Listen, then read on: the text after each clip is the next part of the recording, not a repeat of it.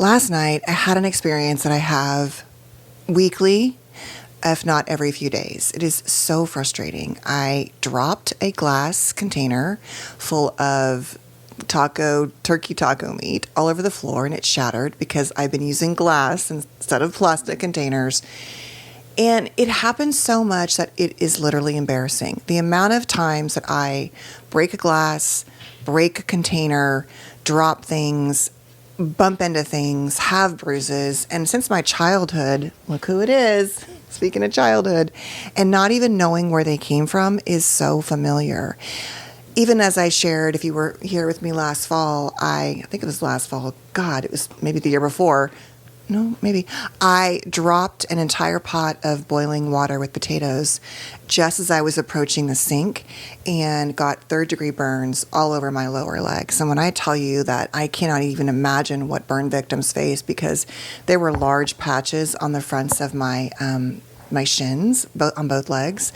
It was so painful. And just in case you don't know this, I thought they were second-degree burns, but when you get third-degree burns, they don't hurt at first because of the layers of skin that are being burned and the nerves and blah, blah, blah. The point is, a couple days in is when it really hits you. I mean, it hurts, but that's one way you might know. I want to talk about something called proprioception as it relates to autism and ADHD. These things are very common for many of us. And there are some things you can do. I think I'm going to make a little video at the end just showing you a few exercises I was researching. But the biggest one I would say is slowing down. And this is where I think that sort of ADHD piece can overlap with autism, where everything I do, if it's a task, it's like there's a timer and I'm being told that I have to do it as fast as possible. And I think it's because I hate it. I hate doing dishes. I hate vacuuming. I hate paying bills. All those tasks. The bills isn't as bad. I mean, I still put it off and really struggle. But with follow through, really any of the cleaning tasks, I hate doing them. And I find that rushing makes it worse.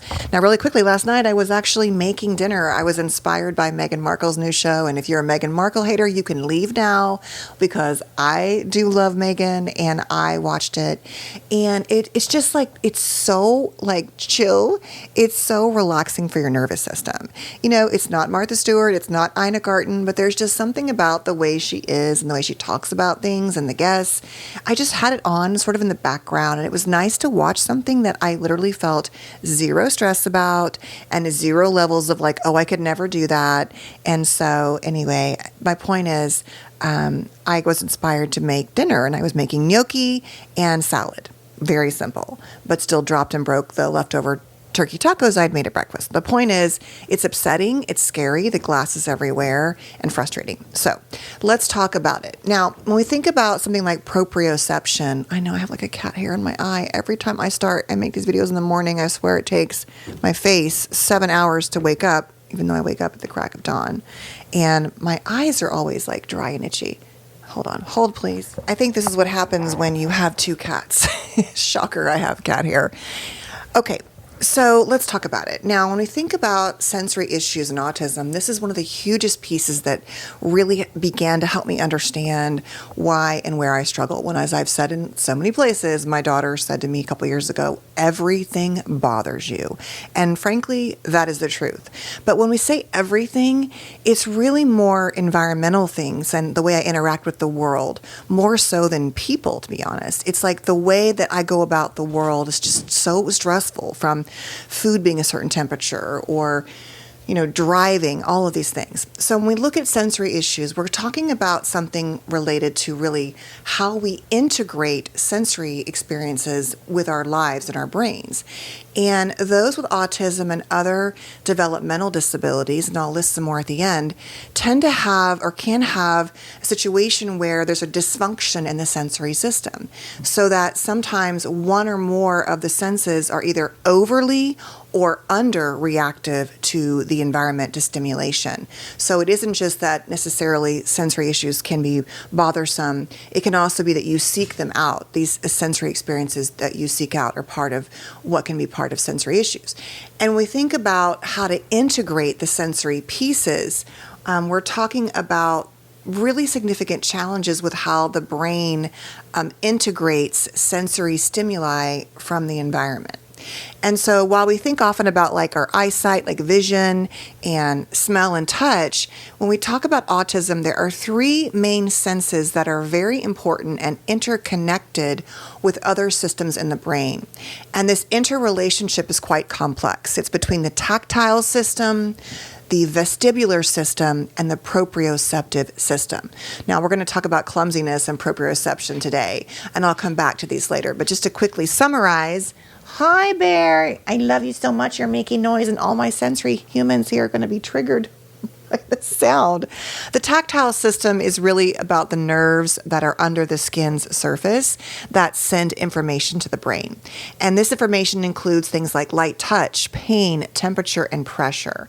And these play an important role in survival. You know, I was raised in Texas, and so sometimes it comes out, especially as I've gotten older and mask less. And also, I don't drink very often, but if I have a margarita, you'll probably hear the Texas.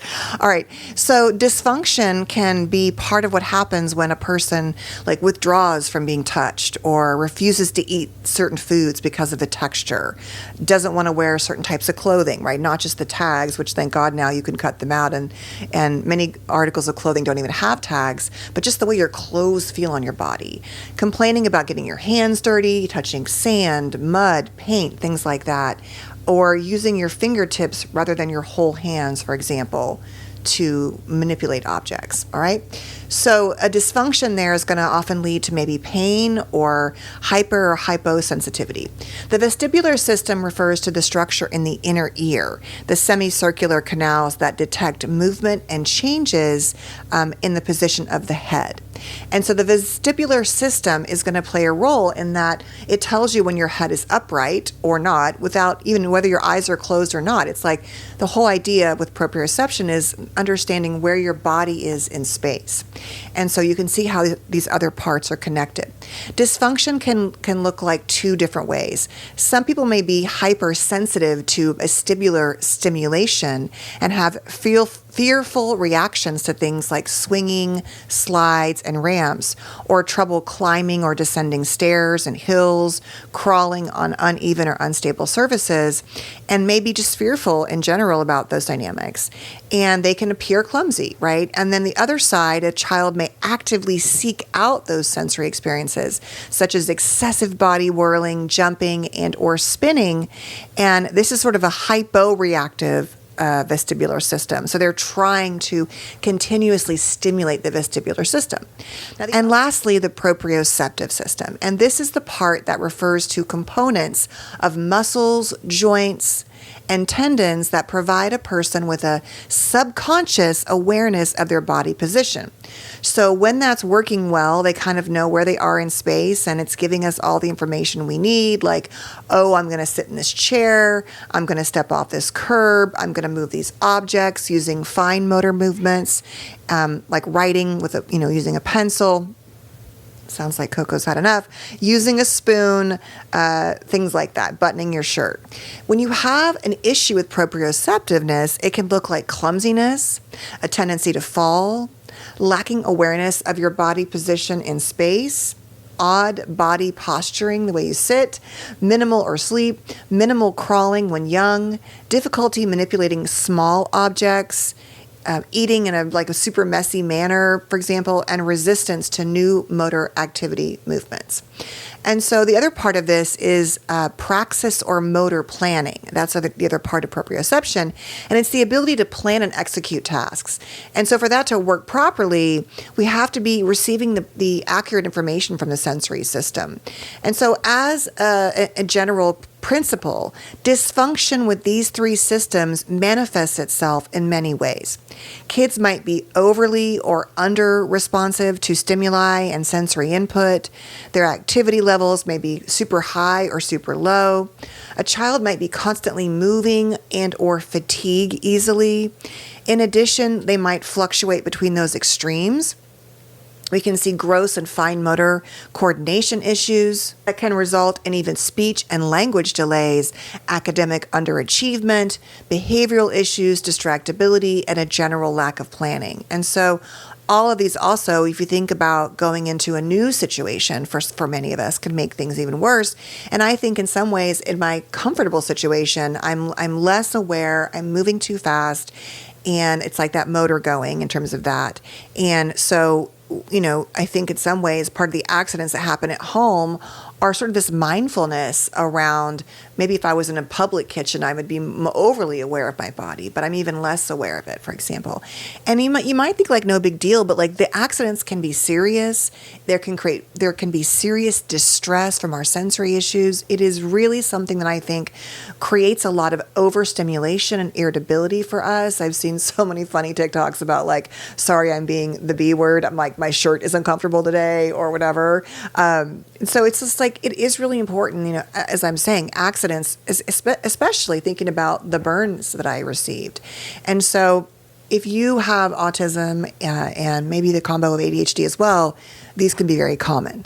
Okay, so when we're thinking now about how to understand it, we are talking though like about the brain, the vestibular system, our eyes, how everything is connecting together. And so part of what can be helpful is participating in activities that force you to slow down and increase body awareness and increase that sort of coordinated ability.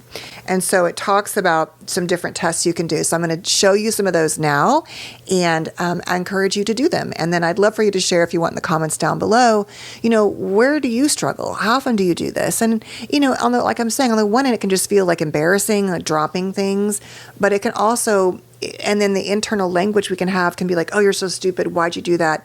I mean, that creates that increased shame spiral. And then going back for many of us, if you had, especially I think, a parent who struggled when you had accidents, my mom would lose her mind when I broke something or dropped something and yell and scream and get stressed out. I've shared, I think, 2 or 3 years ago about me being maybe like 3 or 4 and dropping a gallon of milk. And I'm like, I get it. I'm not going to act like I've never flipped out when my kids have broken or dropped something.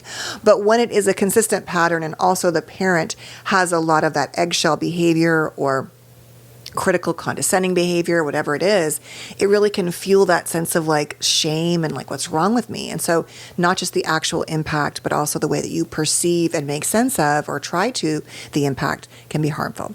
So I'll show you some exercises now, and then I will see you hopefully tomorrow. Have a great day and take good care. Don't forget to have just as much self-compassion as you can for yourself, and frankly, compassion for other people who do not look, act, talk, or walk like you, because you never know what's really going on with them, right? All right. Have a beautiful day, and I'll see you soon. Bye-bye. Since I'm always dropping things, I wanted to make a video on proprioception, which I just posted on another location. I will list in the comment section. But here's some exercises to help work on our proprioception, which is one of the pieces of autism that can make it so likely for us to drop things and break things. I dropped an entire thing of turkey taco meat last night on the floor. This one is the reverse lunge, and all of these you're going to want to do and hold in position multiple times, anywhere from 10 to 30 seconds.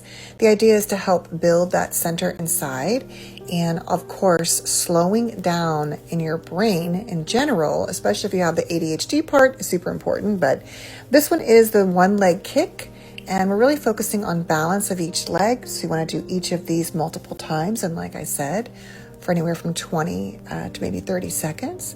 The next one is this tree pose, where you want to try to hold it. Of course, I'm not holding any of these that long, and you can see my own balance. It gets a little tricky, but that can be helpful. So doing this multiple times, again, for, half of a minute would be good, longer if possible.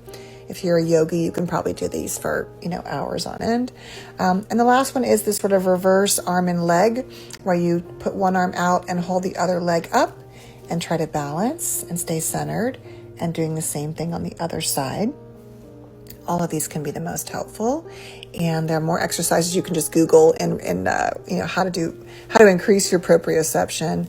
And the last thing truly is learning to just slow down.